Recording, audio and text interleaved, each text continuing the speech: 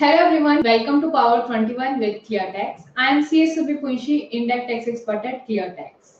And today we are going to discuss on the various amendments which happened under GST in the recent months.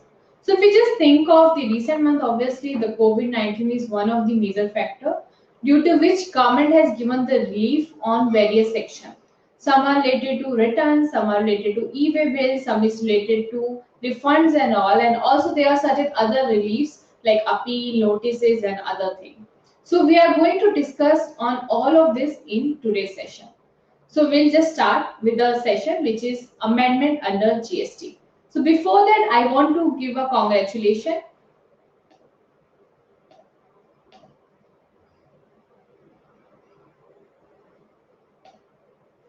So before that, I want to congratulate Mr. Murlidhar for becoming ClearTax champion.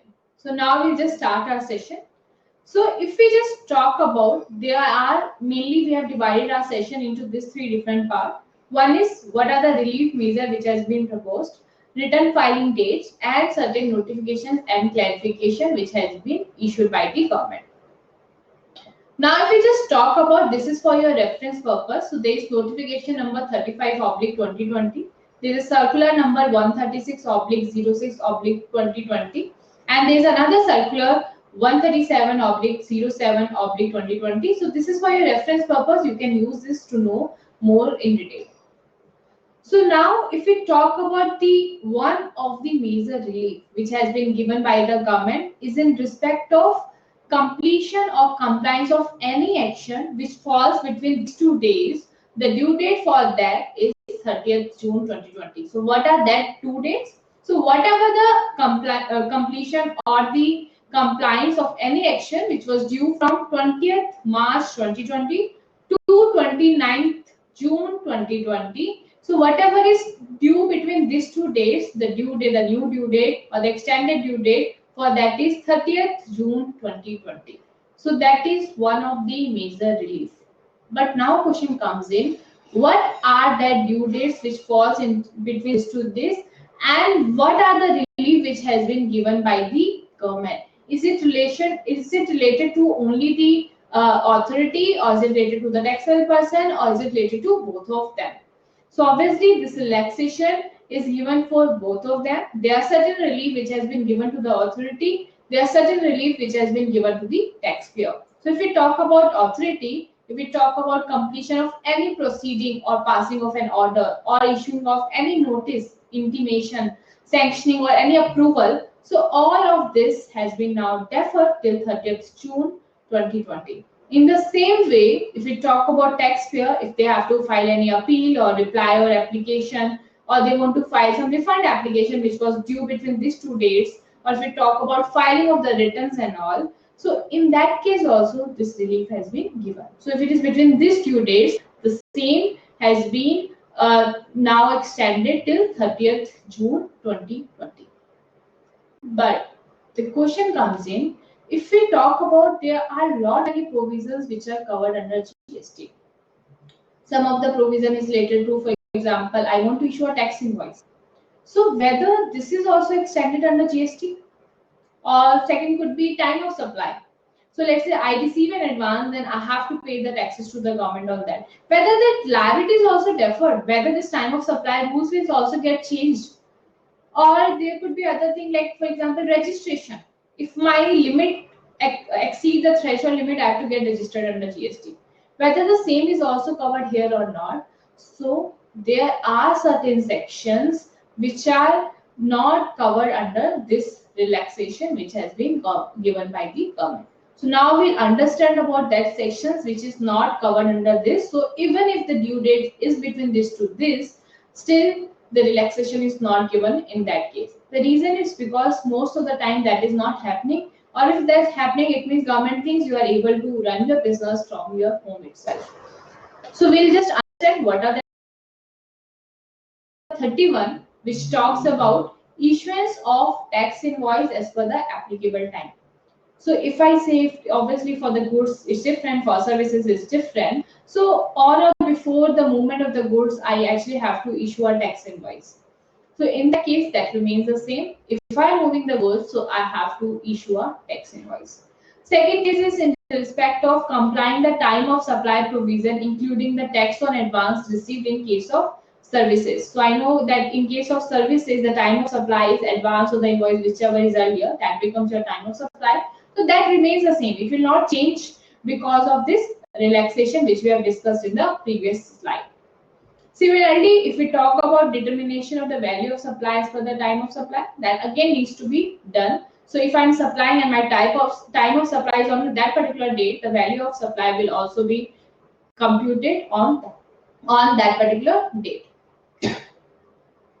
Then there is some provision in respect of registration. Then there is something of opting out of a composition or crossing the threshold limit of the composition. So when I know that obviously for composition scheme there is a threshold limit. So if I have a threshold limit between particular date, obviously I can opt for that. I can only file my CMP 08 or my GSTR 4. But as my threshold limit got exceeded, I have to become a regular person and I have to get registered for the regular person. So for that, this date has not been extended. You have to comply with the provision as it is. In the same way, if we talk about provision pertaining to furnishing of the outward supplies and the return, except to the extent of relaxation provided. So there are certain relaxation in respect of GST 1. So for GST 1, if we remove that, if there is any other returns which we need to file, that will remain intact. So we need to file. Just think of GST 10. If we talk about GST 10, we need to file whatever the due date we have. So here, if we talk about late fees in respect to the GST 10, that remains the same. So GST 10 is just like a final return. If you want to cancel your registration at that time, you have to file GST 10. So that again remains the same. If we now talk about whether the late fees for GST 9 and the reconciliation statement, which is annual return and the reconciliation statement, whether the same has been extended as per the above provision? No, that is not extended. It remains the same, though government has given the separate relief. So they have actually extended the due date for filing your annual return and the reconciliation statement for financial year 18-19. In the same way, there is interest on the delay payment. Now question comes in whether the same is extended. So for this part, we'll specially cover this in detail in the next slide, where we'll discuss on the interest on the delayed payment of tax. Now there are other sections like power of officer to arrest or revoke the penalty provision for offences. So that power remains the same. So the officer can come and can actually levy the penalty. And then there is a liability of a partner of a firm to pay the taxes. That remains the same. And then there is also some section related to detention, seizure, and release of goods and the conveyance in transit, including the inspection of goods in movement. So this section we have actually covered in detail, if you have remember, in the offences or the interest, late fees and the penalty chapter when we were discussing on that module. So again, for this, it remains the same. So if you are moving the illegal goods, so the officer has the power to detain your goods. They can actually detain your good or they can seize your good. So that power remains the same with the officer. So this was certain activities which are not covered as per the relaxation which we have discussed in our previous slide. Now we'll actually move, which is one of the important thing which we have to take care, that is filing of GSTR 3B. So there is the extension there, but question comes in whether the due date for filing 3B is extended or is it something else. So here we'll actually discuss on that part. So first thing to make you clear, the due date for filing 3B is not extended. What is relaxed for you is the late fees which you have to pay if you don't file the return on time. And the second thing where you have been given the relaxation is making the payment of the interest on the delayed payment of the taxes which you do while you file your GSTR 3B. So that is the point where you have got the relaxation, and doesn't mean the due date for filing your 3B has been extended. So now we'll understand this here, like what are the new, you can say the where you have actually got the relaxation and how this relaxation needs to be followed. So we'll discuss on this part. So for filing your GSTR 3B, we'll just divide you into three parts. One is if your turnover is less than 1.5 crore, then your turnover is between 1.5 crore to 5 crore, and then your turnover is greater than 5 crore. right? So these are the, we have just divided you into this three part, and whenever I'm talking about the turnover, I'm talking about your preceding financial year turnover. You have to look into your preceding financial year turnover.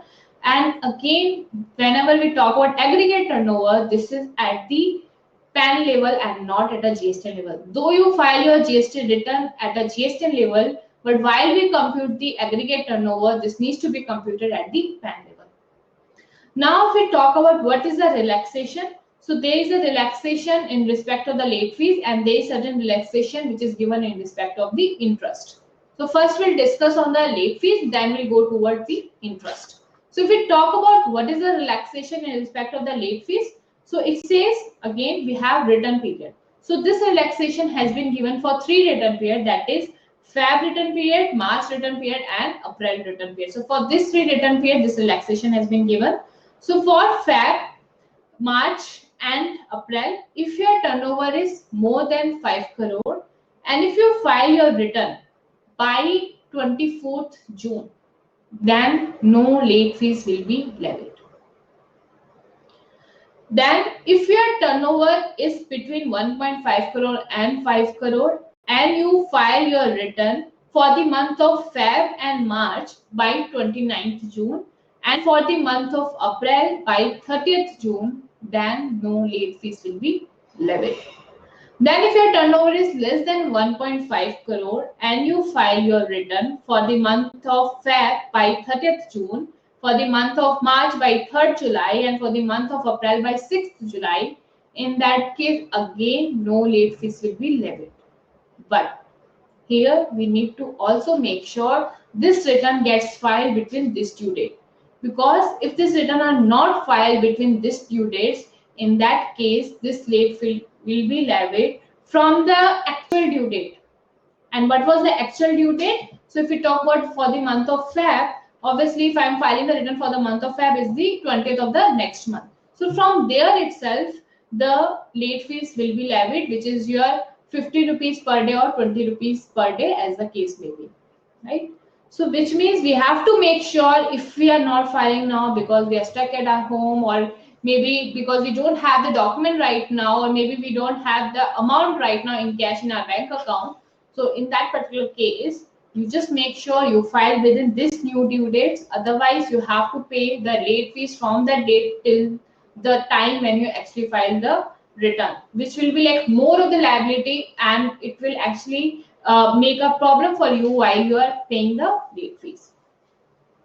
Now, the second part is in respect of the relaxation, which is given in respect of the interest. So here, when I'm talking about the interest, I will just divide this into two parts. One is for the people or the users whose turnover is more than 5 crore, and for the others, like between, you can say from 0 to 5 crore, or you can say less than 5 crore. So for people whose turnover is more than 5 crore, there it is, if we talk about interest, they say you have a due date of filing the return. From the due date of filing the return, I will give you the relaxation of 15 days. For the next 15 days, you don't have to pay any interest. But after this 15 days is gone, if you have not filed your return, still, in that case, there is one deadline I'm going to give you. If you file the return within that particular deadline, then you have to pay the interest at the rate of 9% per annum. And if you don't even file within that particular deadline, then you have to pay the interest at the rate of 18% from the due date when you are required to file the return. It's not like only for that extended period you have to file or you have to pay the interest. It will be from the due date, which means the relaxation which was given to you will also be gone. So you have to again make sure that you are either filing the return on time, or you are, if you are not able to file, then you have to actually pay so much of interest, right? So this is for the people whose turnover is greater than 5 crore. We'll also know what is the deadlines. So if we understand with the help of example, let's say for the month of Feb, the revised due date obviously will remain the same. So if I talk about the due date, what is the normal due date for them is 20th of the next month, which is 20th of March. Revised due date remains same, which is 20th of March. Now I will add 15 days to this 20th of March, which become 4th April. So till 4th April, I'm not going to make any payment of the interest. Now after this 4th April, government has given one date. So that date is 24th June. So if I file the return by 24th June, then I have to pay the interest at the rate of 9%, which is a reduced rate. Because in general, my interest rate is 18% per annum. But now I have to pay interest at the rate of 9% per annum. But I have to file within this particular date, which is 24th June. And in case I don't file my return by this 24th June, then I have to pay the interest at the rate of 18%. And that will be from the original due date, which is 20th of March. So from 20th March till the date I actually file my return, I have to pay the interest at the rate of 18% per annum if I don't file the return by 24th of June. Now the other part is obviously we have divided this into two parts. One is this for the people whose turnover is more than 5 crore. Now we'll discuss on the person whose turnover is less than 5 crore or is equal to 5 crore. In that case, this 9% relaxation is not there, so you can just remove it, but there's a more relaxation to them. So for them, what government says, you have a due date for filing the return, and this relaxation is only for this 3 return period, which is Feb, March and April. This is not for the other return period. So they say you have a due date. Now from this due date, if you file the return within the extended time what I am giving to you, which is your compliance date, then well and good, you don't have to pay any interest at all. But if you don't file within that extended due date, then you have to pay the interest at the rate of 18% per annum from the due date. So that is the relaxation which has been given, but again you have to make sure you file on time. Now if we talk about this, what are that extended due date which has been given? So if your turnover is between 1.5 crore to 5 crore, in that case the extended due date for the month of Feb is 29th June, for the month of March is again 29th June, and for the month of April is 30th June. If we talk about if a turnover is less than 1.5 crore, the extended due date for the month of Feb is 30th June, for the month of March is 3rd July, and for the month of April is 6th July. So these are the extended due date for paying your interest and filing your returns. So hope till now you are able to understand like what would be the interest levied and what would be the late fees levied.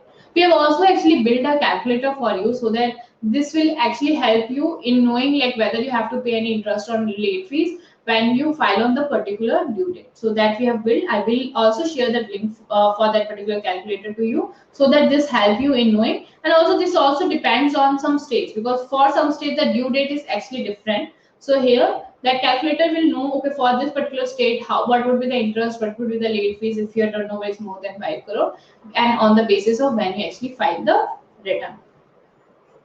So we'll understand some of the points. So whenever I'm talking about the aggregate turnover, I was talking about the previous financial year, and there is no extension of the due date as we have discussed now. So there is no extension of the due date, but there is a relief on the interest and the late fees. And other important point which we have discussed, if we don't comply on the date which they have given, the extended date, then this interest and the late fees will be levied from the due date when you have to actually file your 3B. So this was the important 3 point which we need to take care while we are filing our 3B once we resume our offices. Now we'll also understand computing the interest if my turnover is more than 5 crore. So just think, let's say if we talk about due date of March 2020, we know that due date for filing the return for the March 2020, that is 20th of April 2020. And let's say I file the return on 2nd of May 2020. So if I file the return on 2nd of May 2020, the number of delay here is 11 days.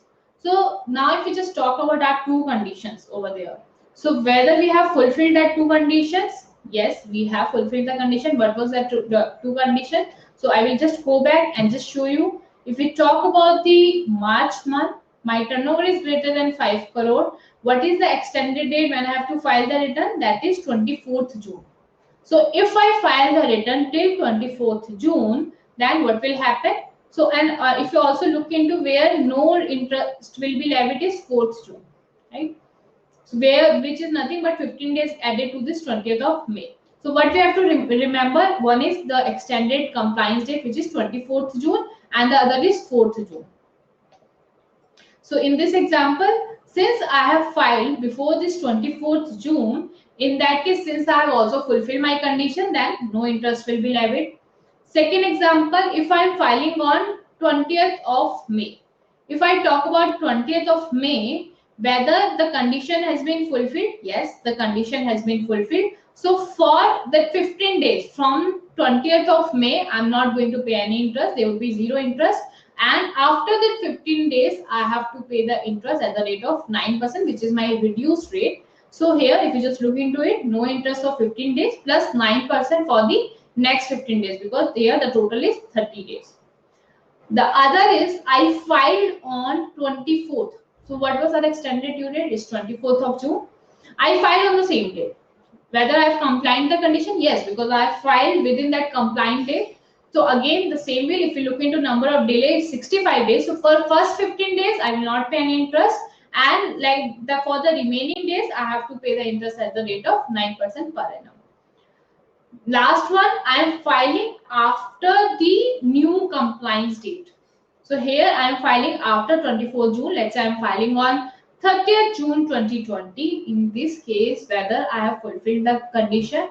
No, I have not, because I am not filing within the new compliance date. So in this case, there will be no benefit for the interest, which means you have to now pay the interest at the rate of 18%, and that too from the due date of filing the return for the month of March, which is 20th April 2020. So obviously from 21st, the interest will be levied till the date I actually file the return, and the interest rate will be levied at the rate of 18% per annum. So this is how we have to compute the interest and the late fees, and obviously we need to make sure we are filing the return once we resume to the office. Now the other part is in respect of the compliance date for GSTR 1. So if we talk about compliance date for the GSTR 1, again in respect of GSTR 1, there is no extension of the due date. What is relaxed is your late fees. So you don't have to pay the late fees if you comply within the compliance date, and if you don't comply within that compliance date, then again that late fees will be levied from the due date of filing the return till the date you actually file the return. So this is the you can say the compliance date. If we talk about a return period March, the actual due date is 11th of April, so the new compliance date is 30th June. We talk about April, the original due date is 11th of May and the compliance is 30th June. If we talk about May, again the original due date is 11th of June and the compliance date is 30th of June. Now, because if we talk about GSTR 1, there are two kinds of a user. One is who file the quarterly return and the other is who file the monthly return. So for the monthly return, if we talk about March month, April month and May month, the new compliance date is 30th June 2020. If we talk about the quarterly user, for the quarter Jan to March, we know the original due date is 30th April. So the same, now the new compliance date becomes 30th June 2020, which means if you file within this compliance date, then there would be no levy of the late fees. But if you file it after the compliance with the new compliance date, in that case, the penalty of the late fees will be levied from the due date, the actual due date, till the time when you actually file the return, right? So this is about the compliance date for GSTR 1. Now, if we just see it clearly, we know when we were discussing for GSTR 3B, we were discussing on the return period, the relief or the relaxation which was given for the interest and the late fees in respect of 3B. They have given in relation to 3 return period, which was Feb, March and April.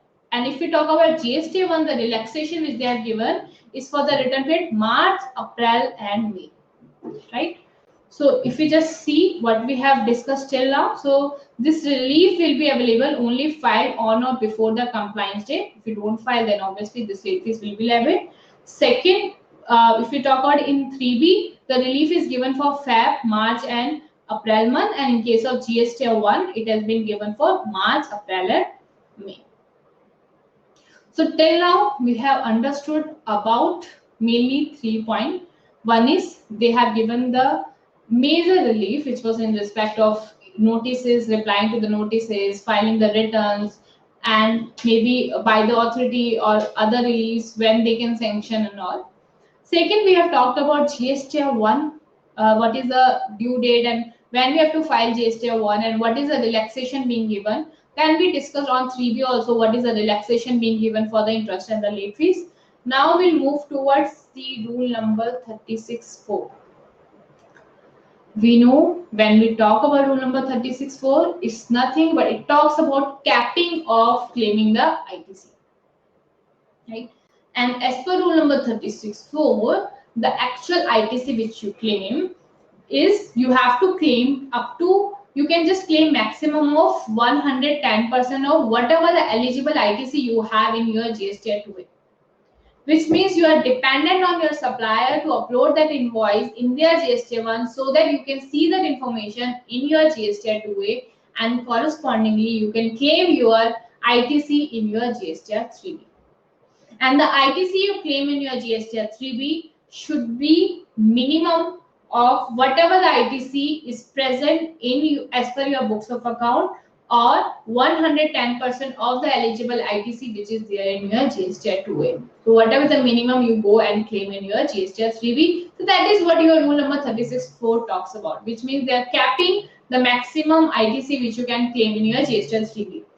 But now, since we have already understood the deadline, or you can say the people, because of delay or because of the relaxation being given to them for filing the return, and also there is a lockdown, people are stuck at home, they don't have their PC on place, or they don't have the documents right now. So they are not able to file the return right now. So how can we even expect our suppliers to file, all of our suppliers to file the return on time? So, and because of this rule 36.4, we are dependent on the supply. We will not be able to even claim our ITC. So here government has given you some relaxation and then they say you don't even have to follow this rule number 36.4 for the month of Feb, March, April, May, June, July and August. But again, there is one important point. You don't have to follow this rule 36.4 from Feb to August individually, but you have to follow this all in the month of September by accumulating the total ITC which you have claimed in this month. What does this mean? So is there any relaxation or do I have to follow or should I not follow?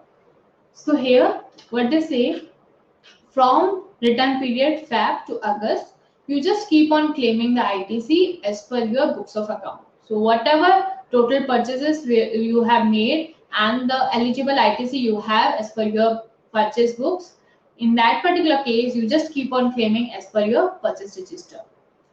But in the month of September, what you have to do, you have to reconcile your 2A and the purchase, and then you have to look at a cumulative figure and then do this capping. We'll understand this with the help of an example. Just think, in the month of Feb, in 2A, I have 8 lakh rupees. And if I say 8 lakh rupees, what would be the 110% of 2A? It will be 8,80,000. But as per my books of account, the total eligible ITC was 10 lakh rupees. Right? So since we have to do the capping, if it's a normal scenario where there was no relaxation, what was the ITC I can claim? Was only 8,80,000 because some of my supply has not even uploaded the invoices. So question comes in whether I have to do the reversal of the remaining 1,20,000. So the answer is no, because there is certain relaxation. So in the month of Feb, when I am filing the return for the month of Feb, I don't have to do the reversal here and I can just go ahead and claim 10 lakh rupees. Now moving towards the next month, let's say March. If we talk about 2A, let's the amount is 10 lakh rupees. As per 3B, it's 8 lakh rupees. And if we talk about 110% of the 2A, it becomes 11 lakh rupees. So here, since the value in 3B is anyhow low, so I can just go ahead and claim 8 lakh rupees in my GSTR 3B.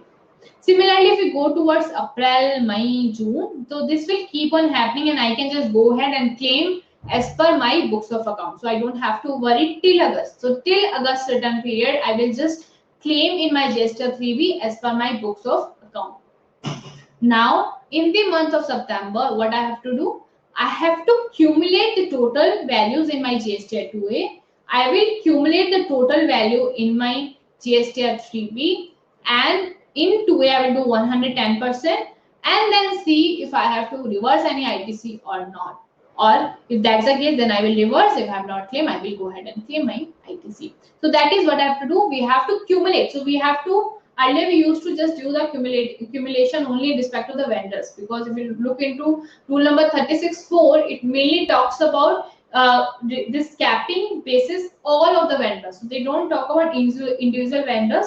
You say you just see the total figure at an aggregate level and do this capping. So now this new thing is related to capping at a vendor level as well as capping at the return period. So you have to cumulate the values for the month of, from the month of Feb till August, and do all this thing, all the reversals, whatever. Obviously, you will also add the values for the month of September, and then do the corresponding reversal if you have extra claim, and if you have not, then you can just go ahead and show the values whatever is for the month of September. So this is the relaxation which has been given in respect of rule number 36.4. Now there are certain relaxation in respect of the person who has opted for the composition scheme, and as we know that there is an option. So if we talk about composition scheme, this needs to be opted every year, right? So if we talk about, then the last date to opt the composition scheme for the financial year 2021, because the due date was actually, they have to do it before that, which means 31st March 2020, they should have opted. So if they have not opted, so there is a now extended due date. So the extended due date is 30th June 2020. So till 30th June 2020, they can still go ahead and opt for the composition scheme. Then this composition dealer, they have to file the a small challan cum statement, which is CMP 08, and that statement needs to be filed every quarter. So the due date for filing, that is 18th of April 2020. Now the same is again extended till 7th July 2020. So they can now file till 7th of July 2020. And in the same way, this composition dealer also have to file an annual return, which is GSTR 4. And if we talk about GSTR 4, the actual due date is 30th April 2020. Now the extended due date is 15th of July 2020. So this is mainly in respect of the composition scheme. Now the other major relief which has been given to the people are in respect of e-way bill. We understand, just think of, there are lot many people, though there is a lockdown, this conveyance are not even moving, but still there is certain things which are moving. For example, you are right now getting vegetables at your home, you are able to get that vegetables.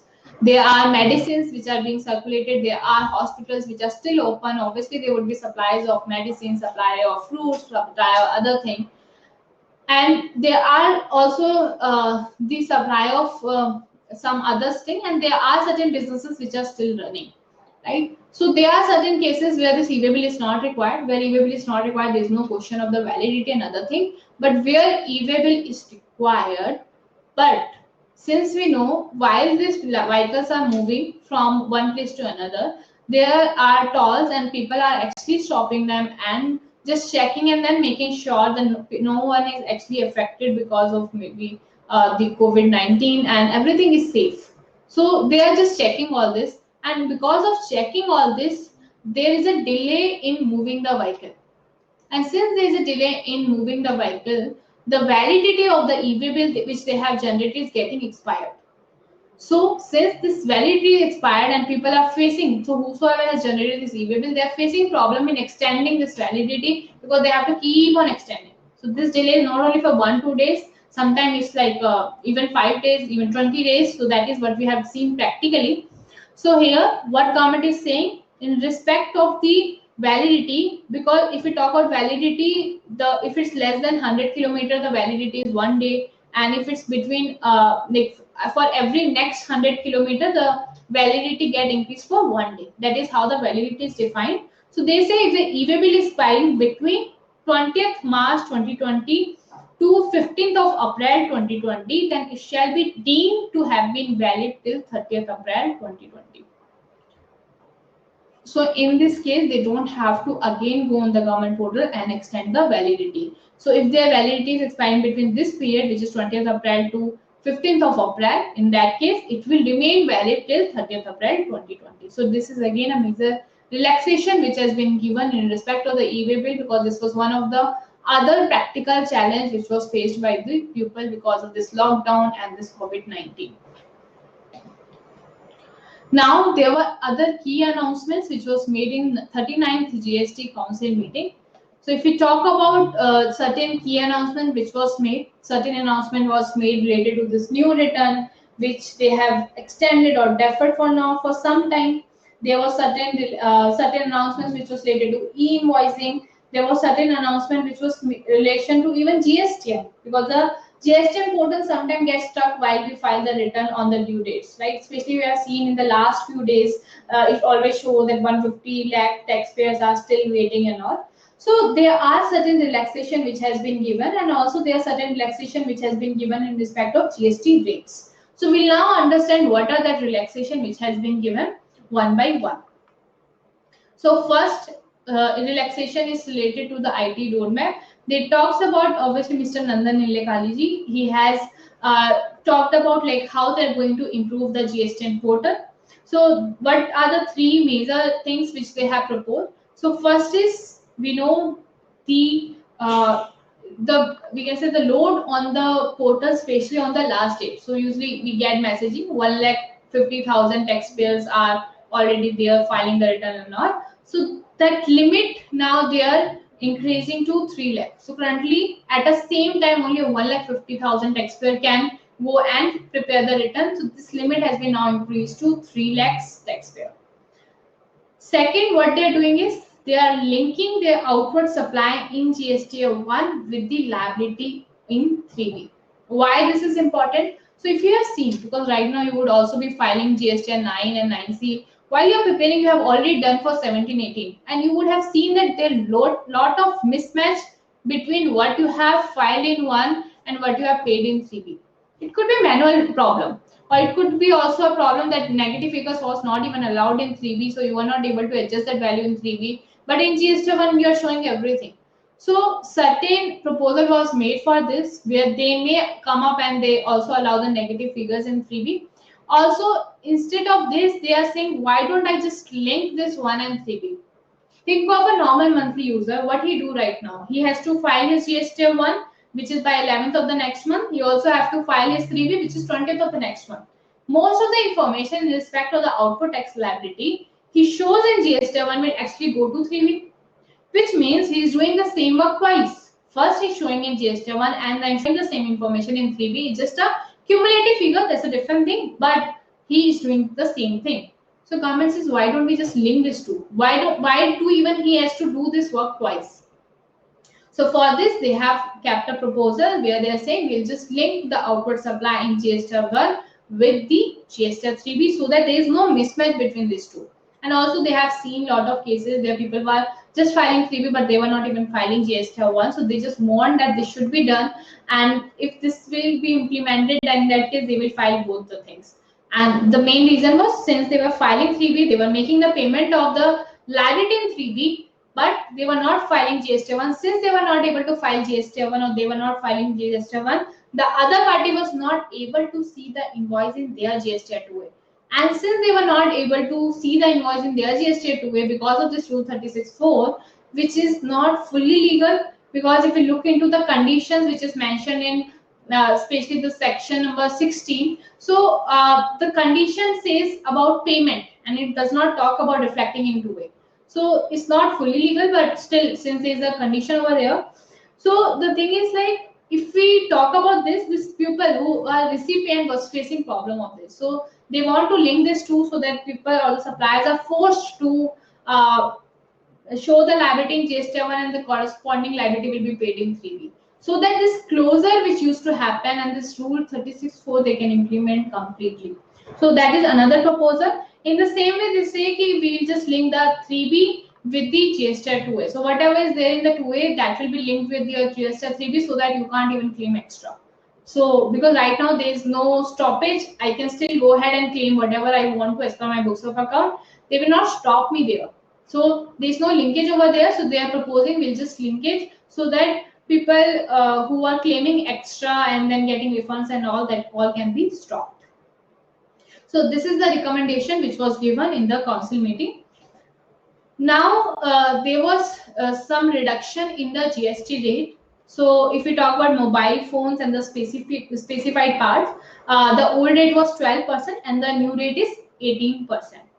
Then there is in respect of the handmade matches, the old rate was 5% and the new rate is 12%. Then there is in respect of the other matches, if we talk about that, the old rate was 18% and if we talk about the new rate, it's 12%. And in the similar way, there is a maintenance, repair and overhaul services on aircraft. The old rate was 18% and the new rate is 5%. So this is the changes in the rate in respect of the.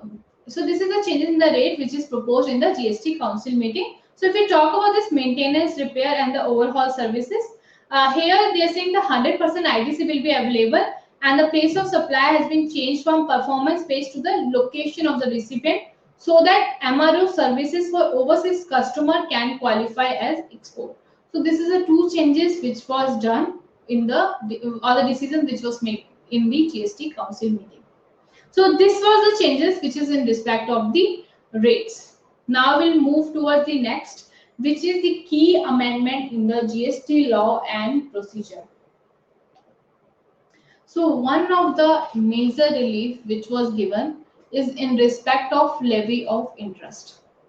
We know this was like a pending thing. There was a lot of confusion in the market. People was actually confused whether I have to pay interest on the net or on the gross, because the act actually says it should be paid on the gross. But if we practically think, ideally should be on net, because if I don't even have any liability to be paid to the government, why even I should even pay the interest on that? Just case when I have more ITC than my outward tax liability, which means I don't even have a liability to pay, why I am liable to pay the interest on my output tax liability when on the net basis I don't even have to pay to the government. So here there was a major relaxation which was given, and they say the liability or the interest liability that needs to be paid on the net tax liability and not on the gross tax liability. And this is again effective from 1st July 2017, which was a major relief which was given to the people. But now question comes in. Okay, there is a relief here, but what about I have already paid the taxes on the gross? What should I do now? We have nothing but, yeah, if you look into the facility which has been given, that is PMT09 on the GST portal, which is already live now. Though if we look into legality, obviously the section or the rules which defines there should be a PMT09 where you can transfer your heads, the amount from one head to the different head. That is still not applicable because the effective date still they have not given. But still, on the functionality part, this is there on the government portal, on the GST portal, where they have given the facility for the PMT09. So there, maybe you can move this balance to the another, or you may actually file the refund for the amount. Other part is the question is anyhow. One is the I have paid on the gross or the net. So obviously, in other case, if I have not paid till now, I will be computing that on the net basis. Now, the other relaxation which has been given is in respect of GSTR 9 and 9C. The major relaxation is given in respect of the 9C, where they have increased the threshold limit. We'll talk about in generality. In general, we need to file GSTR 9, where every regular registered person has to file GSTR 9. And if we talk about 9C, in general, if your turnover is more than 2 crore, you have to file your 9C. And whenever I'm saying aggregate turnover, here again it's for the preceding financial year. And the second important thing is this is at a PAN level and not at a GST level. So this is the normal section. What is the relaxation which has been given? So for financial year 18-19, for GSTN 9, they say if your aggregate turnover is equal to or less than 2 crore, it's optional for you to file GSTN 9. So now if it's an option, so you can just, even if you don't file, there is no question of late fees over there. And in respect of 9C, in general, we talked if your turnover is more than 2 crore, you have to file 9C. Now here what this says, this turnover limit has been increased to 5 crore, which means if your turnover is up to 5 crore, it's optional for you if you want to file 9C or not. And if it's more than 5 crore, then only you have to file and prepare your GST 9C. So this is the major relaxation which has been given for your GST 9 and 9C.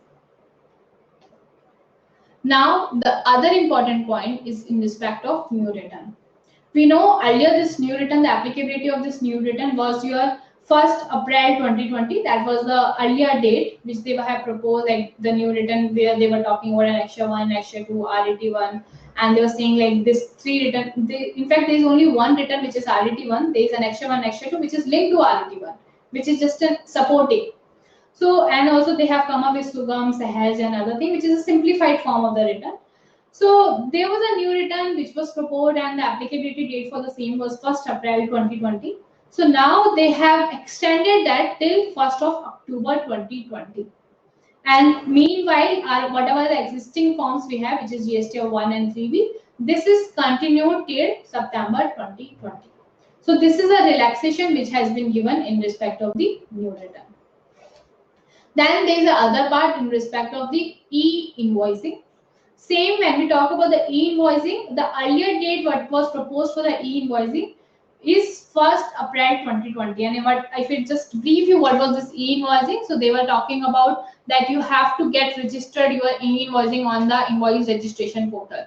It was a normal process. Whatever you are following today, you have to follow, which means in your ERP itself, you was asked to make an invoice, whatever you are doing today, but then you have to push this information on the IRP, which means you have to get registered your invoice on the IRP, and that IRP, by after checking the validity of that invoice, they will give you a unique number, which is invoice reference number.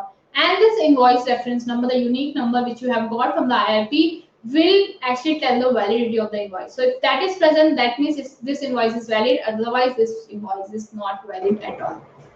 Along with that, they will also give you a QR code, and that QR code you have to show the invoice, which people, maybe the recipient, can just scan and get the detail. There they will get the detail of HSN, the main HSN part, the tax value, the tax amount. So that all information will be given to you.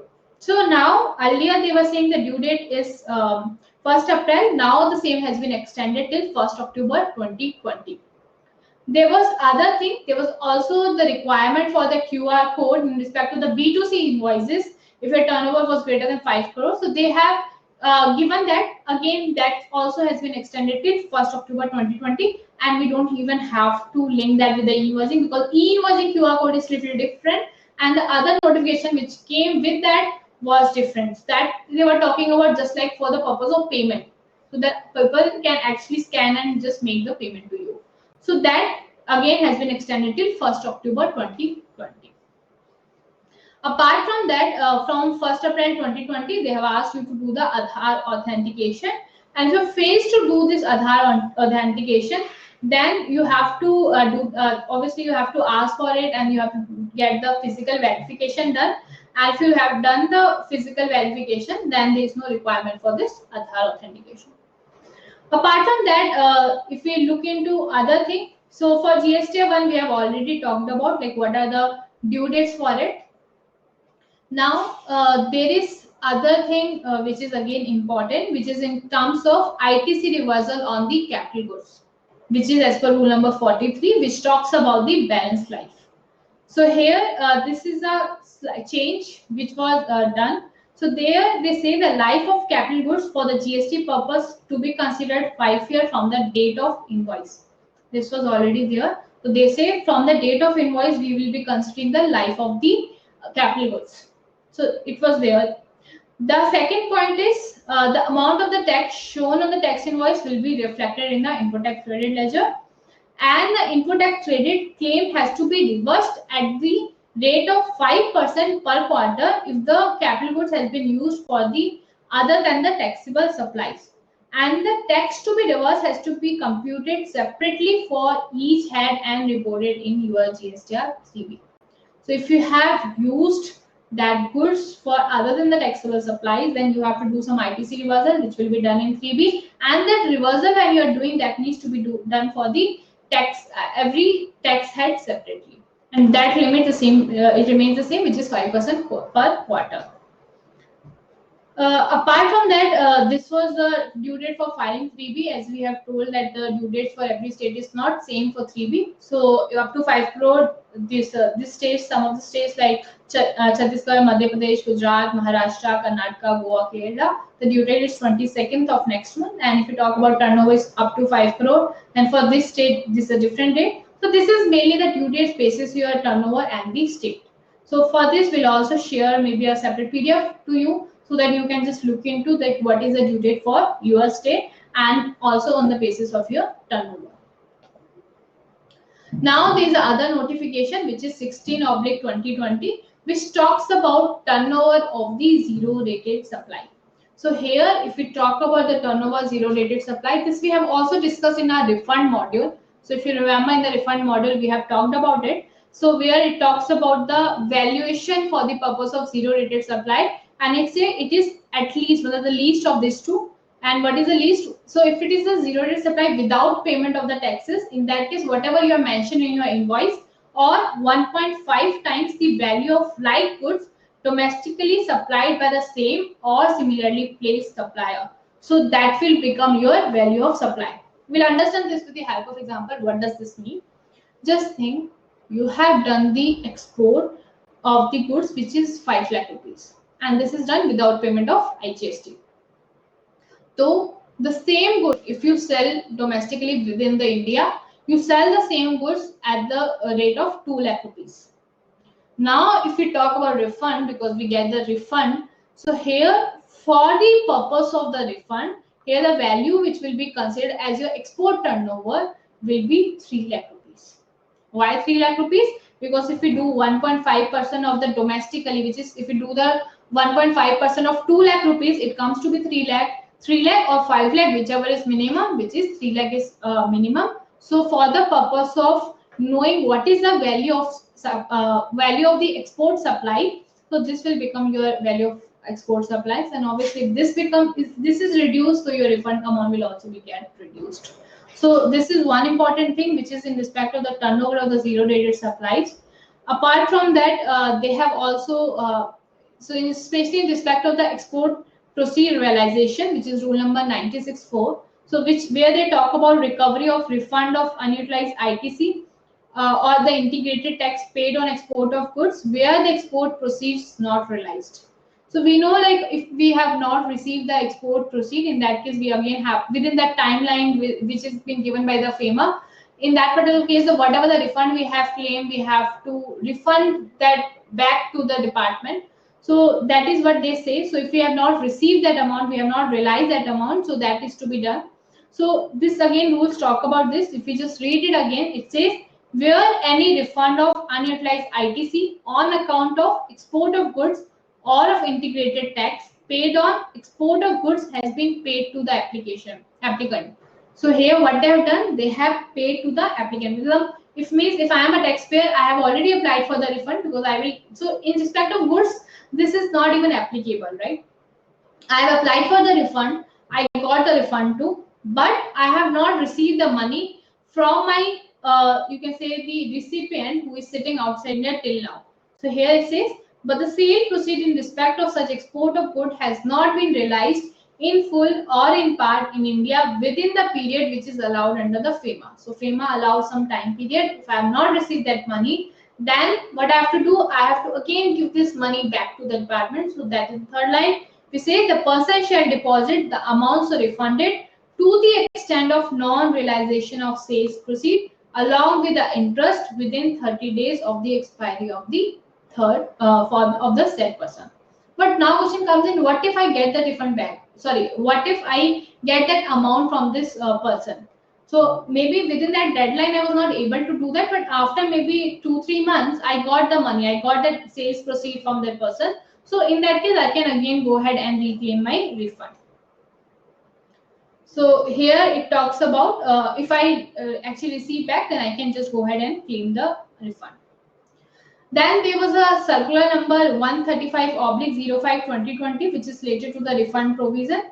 And there, if we, I just summarize it because in the interest of the time, I should actually summarize it. And also in detail, we have already discussed this under the refund module where we were discussing on the refund. We have also talked about these clarifications.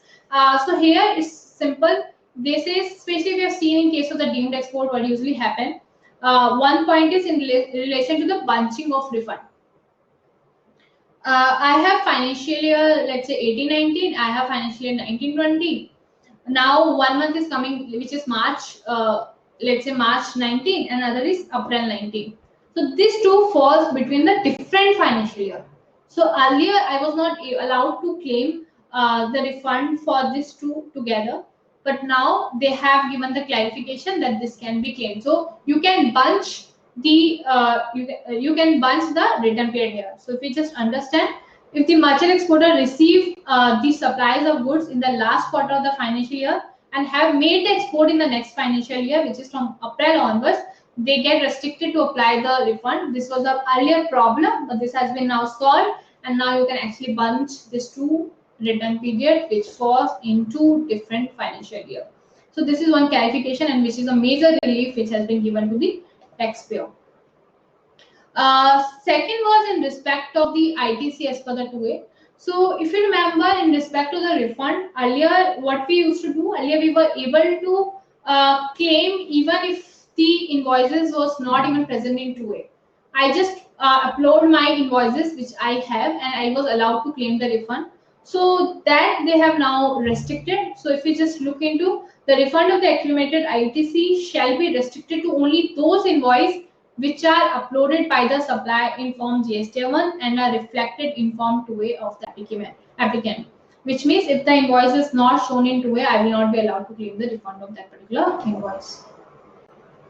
And there is a new requirement for showing the HSN and SSC, where this says there is an annexure B, because if we talk about GST 2A, in 2A we never get the information for HSN and SSC. So they say in annexure B, they have also added another column where they say you have to show the HSN and SSC because this information is not there in the 2A. And for the purpose of knowing whether it's a capital goods or an input service or an input, they want to know the HSN and an SSC code.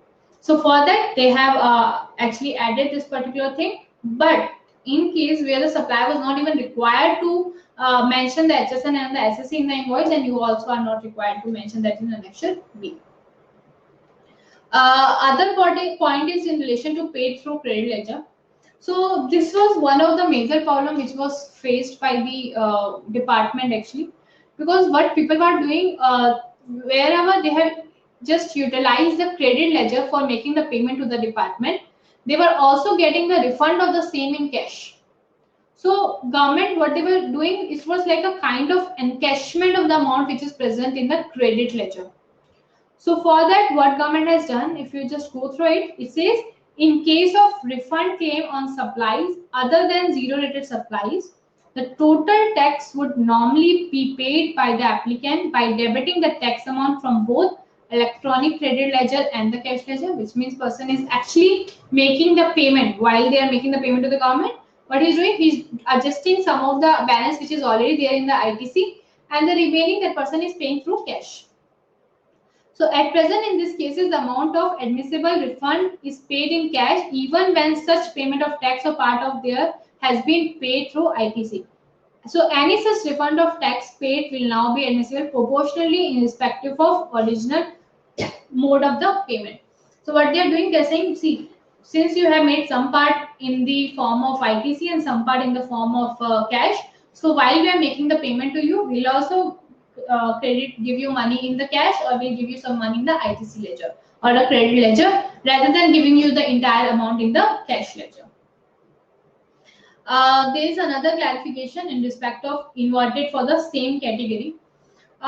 This was, if you have seen, there are certain rates which has been changed by the department. Just think of a case, I have purchased something at the rate of 18%. Now I have already purchased. Now after some time, I already have that goods in stock. The department, sorry, the government comes up, or CPIC comes up with a notification where they have just changed the rate of that particular item. Earlier the rate was 18%, now they have made the rate 12%.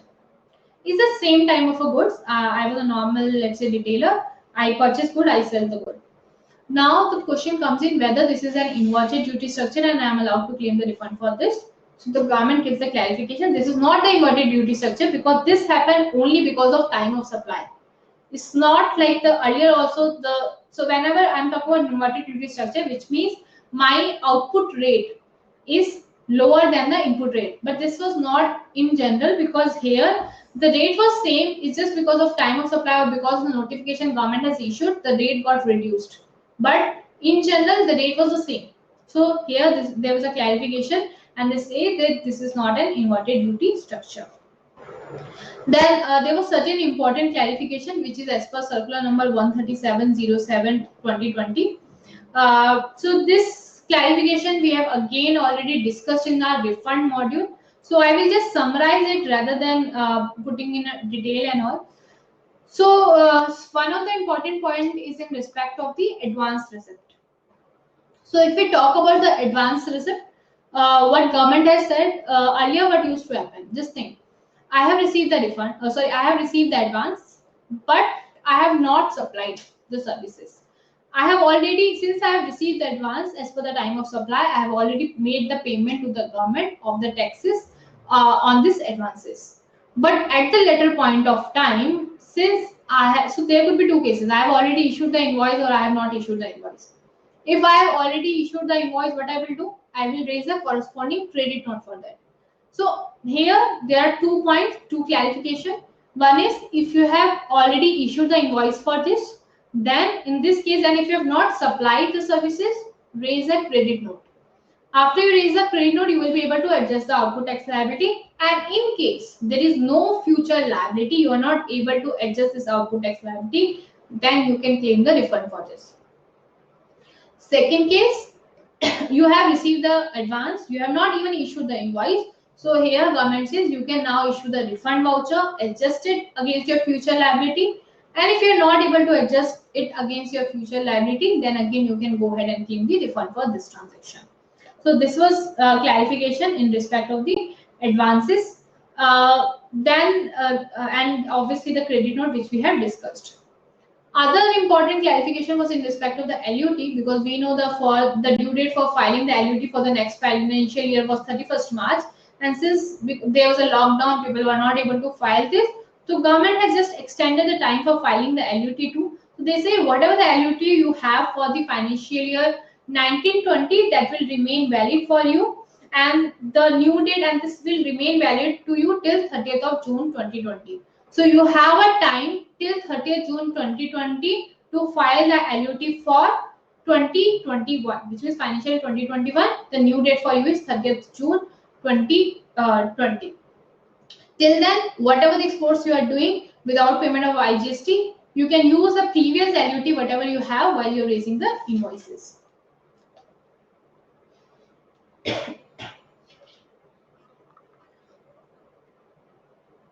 In the same way, the due dates for the refunds and all this has been, again, if the due dates for claiming the refund was expiring, so the first point which we have discussed, which means if the due date for refund was expiring between 20th of March 2020 till 29th of June 2020, the same is again extended till 30th of June 2020. So this was the, so if we just, this was the first notification which we have read. We have started with this, in fact, like what are the due dates. So there was a relaxation, whatever the due dates which was between this 20th of March 2020 to 29th of June 2020 has been extended till 30th of June. So we have also discussed about the LUT date extension. Then there comes your GSTR 7. Because if we talk about GST 7, the same needs to be filed by the person who is deducting the taxes. Example, PSUs.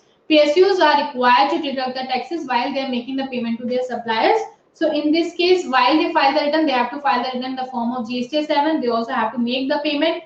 So here again, the date for the same has been extended till 30th of June 2020, and there would be no interest levied, because obviously there is also a provision of the interest. So they say there will be no interest levied if the same has been deposited by 30th of 2020, which is your extended due date. For the refund also we have talked about. So in general, there were a lot of you can say relaxation which has been given by the department, or maybe CBIC. There were so many notifications which has come into and was given to the people. So we have actually discussed on various things. We have discussed on GST 1, we have discussed on 3B, there was GST 7, there was certain written where they were still not extended. And also we have discussed on various refund related points which was discussed. There was certain clarification which has been given. So in today's session, we have actually discussed on lot many things regarding the relaxation which has been given by the government in relation to COVID-19, and also the different amendments which has been made in the act, or maybe in the rule, or maybe by the notification. So that is what we have discussed in today's session. Hope you like the webinar. In case you have any query, you can always reach out to us. You can drop us a mail and also call us on the below number. And also we will be uploading this in the YouTube Theatex YouTube channel. If you missed any part of this, you can always go and watch the video over there, and you can also reach out to me in case you have any queries. Thank you very much.